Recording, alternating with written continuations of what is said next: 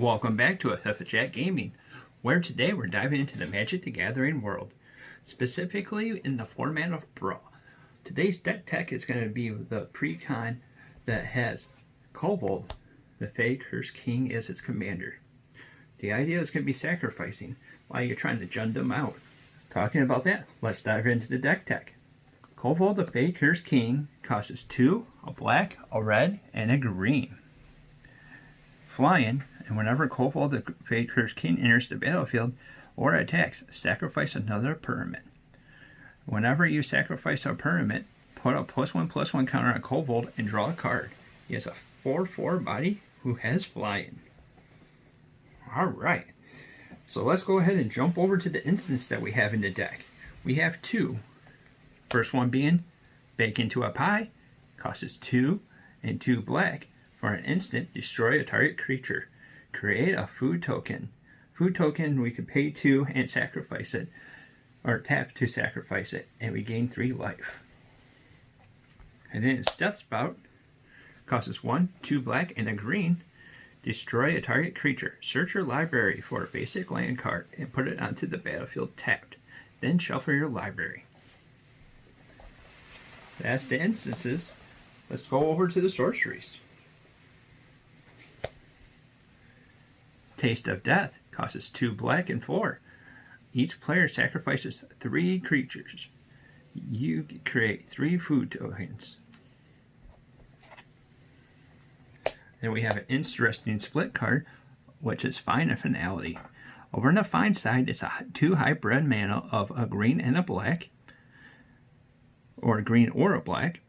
Return up to 2 target creature cards from your graveyard to your hand. Finality is a 4, a black, and a green. You may put 2 +1/+1 counters on a creature you control. And then all the other creatures are -4 until end of turn. Alright, that covers the sorceries. We're going to go over to the enchantments, where we have 3 of. Rhythm of the Wild makes it so that we have to pay a green and a red and 1. And it makes it so that our creature spells can't be countered. And then non-token creatures have Riot. That means they get to either put a +1/+1 counter on it or have haste. Moldavine Reclamation is a 3, a black, and a green. And whenever a creature you control dies, you gain 1 life and you draw a card. And the final enchantment is Dread Horde Invasion. Costs 1 and a black. At the beginning of our upkeep, you lose 1 life and amass 1. You get to put a +1/+1 counter on an army that you control. And if we don't have one, we start off with a zombie army. Whenever a zombie token you control with a power of 6 or greater attacks, it gains lifelink until end of turn. Alright. Now let's get into the bulk of the deck. We're going to dive into the creatures that we have. I believe we have 23 altogether. Pollen Bright Druid costs 1 and a green. When Pollen Bright Druid enters the battlefield, choose 1. Put a +1/+1 counter on a target creature or proliferate. That means we'll get to put another counter on anything that has a +1/+1. Planeswalkers, creatures, or anything like that. Woodland Champion costs 1 and a green for an L Scout that has whenever 1 or more token creatures enter the battlefield under your control, you get to put that many +1/+1 counters at Woodland Champion. It's a 2/2. Judith, the Scourge Diva, costs 1 red, a black, and 1. Other creatures you control have +1/+0, and whenever a non-token creature dies, Scourge Diva deals 1 damage to any target. Sorry about that. Paradise Druid costs 1 green and 1. And has hexproof as long as it's untapped. And it taps for 1 any color mana. It's a 2/1 body. Leyline Prowler costs 1, a black, and a green. With Death Touch Lifelink, it taps for 1 mana of any color. Has a 2/3 body. Sure Comrade, the Grim, costs 3 and 2 black. Whenever another creature dies or a creature card is put into the graveyard from anywhere other than the battlefield, or a creature card leaves your graveyard, Sir Comrade the Grim deals 1 damage to each opponent. Pay 1 and a black. Each player puts the top card of their library into their graveyard. Evolution Sage costs 1 green and 2, and whenever we play a land, we get to Porphyry. It's a 3/2 body. Chittering Witch costs 3 and a black. And when Chittering Witch enters the battlefield, create a number of 1/1 black rat tokens equal to the number of opponents you have. You have to pay a black and a 1, sacrifice a creature. Target creature gets -2/-2 until end of turn. And it's a 2/2 body. Rapid Dragon costs 1 red and 4 for a flyer. Rapid Dragon enters the battlefield. Create 2 treasure tokens. Has a 3/3 body. Keeper of Fables costs 2 green and 3.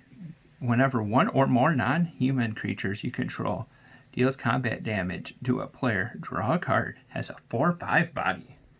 Whew. But that's nothing compared to this guy. Thorn Mammoth costs 2 green and 5. Trample, and whenever Thorn Mammoth or another creature enters the battlefield under your control, Thorn Mammoth fights up to 1 target creature you don't control. Has a 6/6 body. Orzhov Enforcer costs 1 and a black. Death Touch, Afterlife 1. That means that when he dies, we get to put a 1/1 white and black spirit creature on the battlefield of flying. Has a 1/2 body. Crinkle, 10 Street Kingpin, costs 2 and a red. And whenever Crinkle, 10 Street Kingpin attacks, put a +1/+1 counter on it. Then create a number of 1/1 red goblin creatures tokens equal to the power of Crinkle. Comes in as a 1/2. Savvy Hunter is a 1, a black, and a green. When Savvy Hunters attacks or blocks, create a food token. Sacrifice 2 food tokens, draw a card for a 3/3. Thrashing Brontodon costs 2 green and 1. Pay 1, sacrifice Thrashing Brontodon, destroy a target artifact or enchantment for a 3/4 body. Vindictive Vampire costs 3 and a black. And when another creature you control dies, Vindictive Vampire deals 1 damage to each opponent and you gain 1 life. Has a 2/3 body. Priest of the Forgotten Gods costs 1 black and 1. Tap, sacrifice 2 other creatures.